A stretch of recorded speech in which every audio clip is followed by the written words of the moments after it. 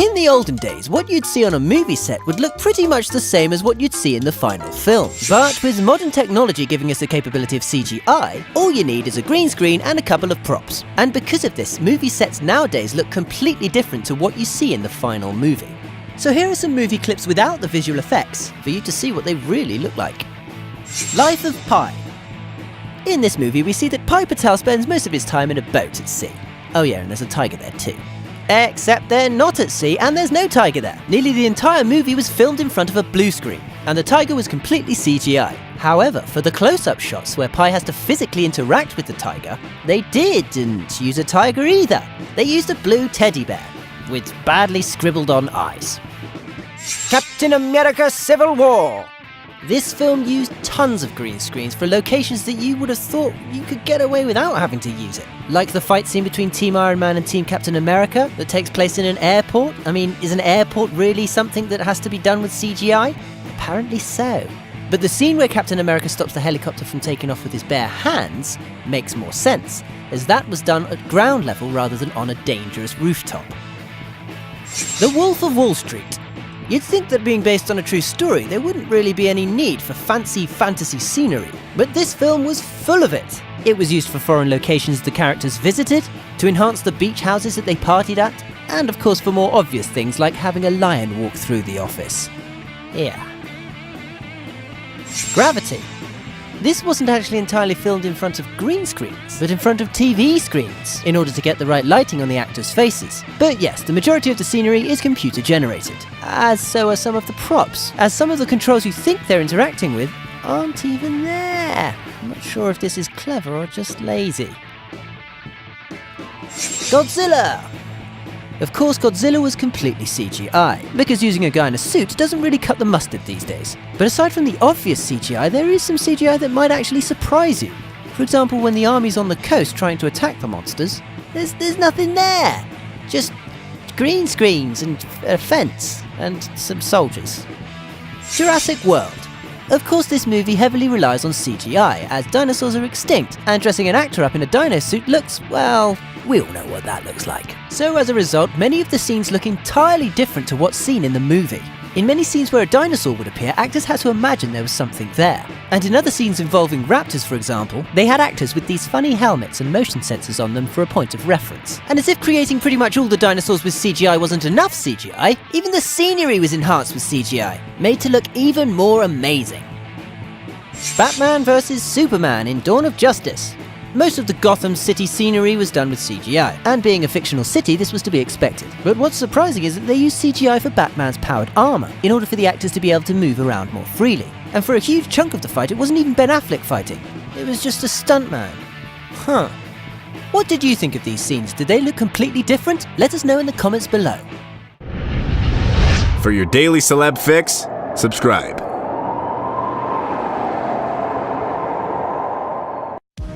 Hello everyone!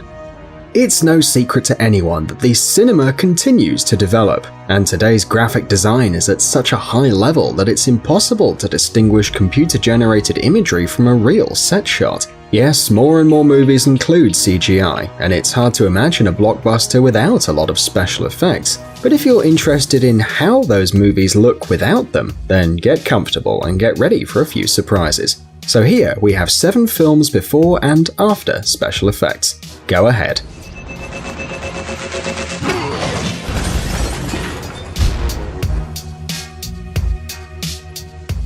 Game of Thrones. Attention, spoilers. If you haven't seen the 7th season of Game of Thrones, it's best to fast forward the video to the next movie or close your eyes and cover your ears for a couple of minutes. You ready? It's time to remember the incredible scene of the attack on the Lannister troops in the 4th episode of the season. If you saw the series, you'll remember the epic moment when a horde of Dothrakis, supported from the air by one of Daenerys' dragons, destroyed the Lannister army.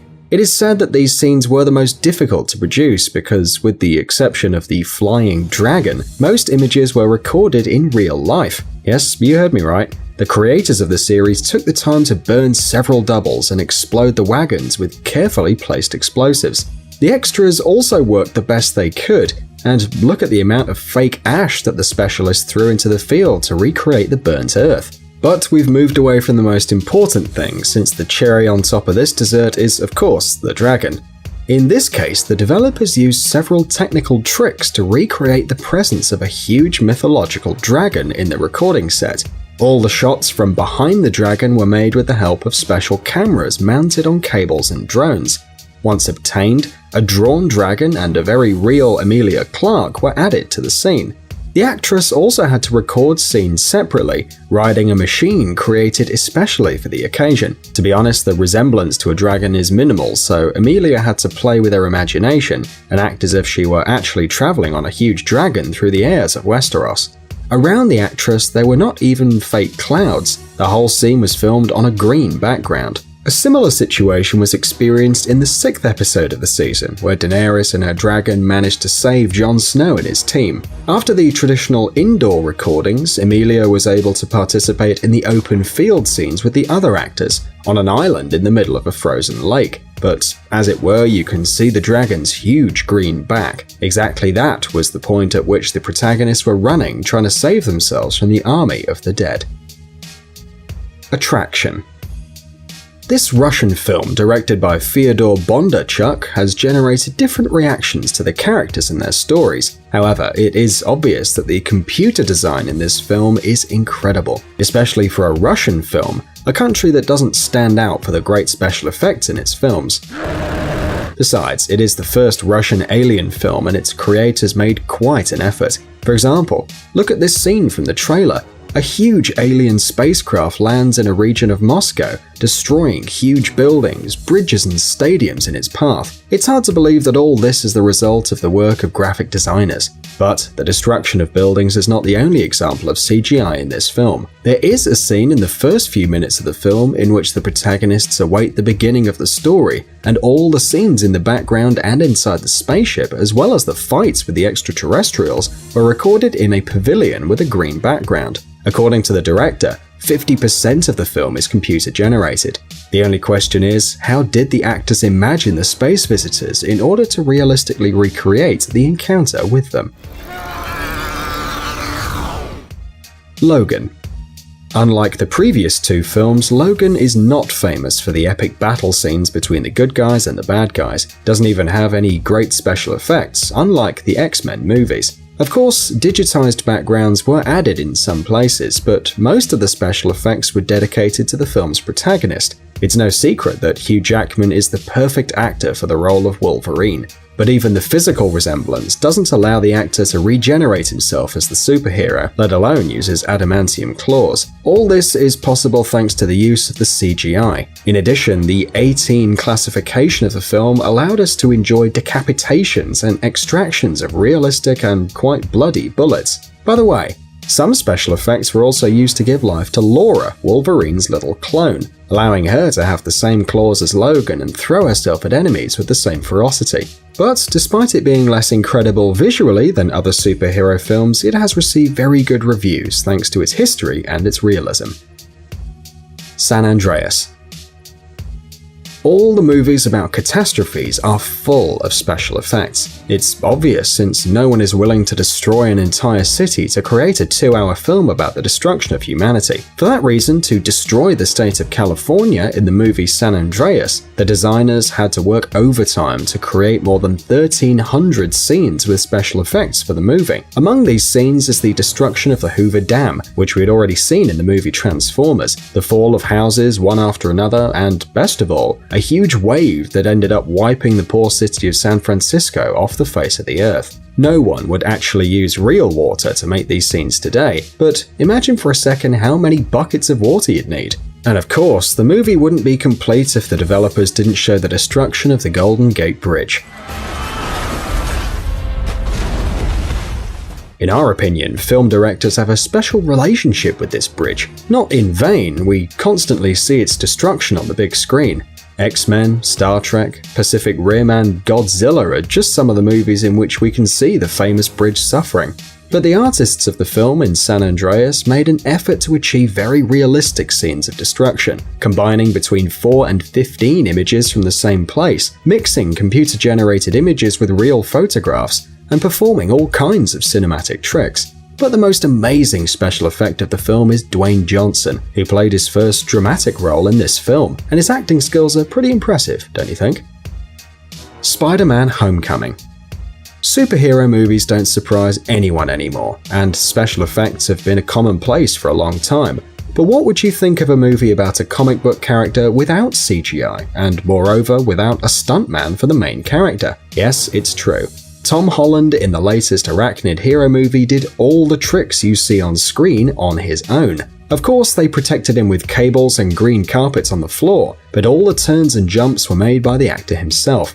But this is not the most interesting thing. Many scenes of the film were made in the filming set without special effects. Yes, even the mandatory scene in any superhero movie where the protagonist saves everyone. For the mid-cut ferry scene, the developers built a full-size copy, which they then filled with water and balanced with the help of special mechanisms, scaring off extras, stuntmen, and the actor himself. However, the film was not fully CGI-free, but we're not talking about obvious moments such as the interface of Spidey's suit or the flight in the air, but the ascent of the Washington Monument. Despite the actor's prowess, he was not allowed to climb the building on his own, and they built a couple of safe levels of the monument in a pavilion. Surely we can forgive the director of this little deception. After all, nobody would have liked the new Peter Parker to have suffered in the recordings, right? Transformers: The Last Knight.